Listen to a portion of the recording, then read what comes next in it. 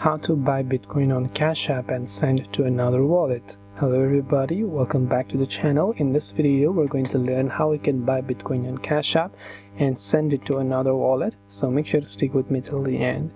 So if you want to buy Bitcoin on Cash App and send to another wallet, first of all open Cash App, and this is the kind of interface you will see. To buy Bitcoin, you can simply come to this Bitcoin tab, and then you can choose to buy a certain amount of Bitcoin for a certain amount of dollars.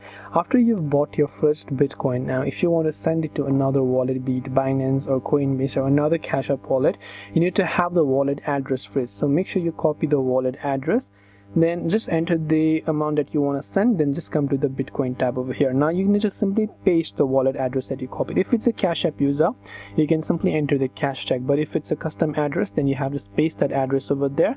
Once you paste the address, you can simply select a payment method, and after you've done that, you should be able to go ahead and then tap on the pay option to go ahead and then basically send Bitcoin to another wallet. So this way you can buy Bitcoin on Cash App and send to another wallet.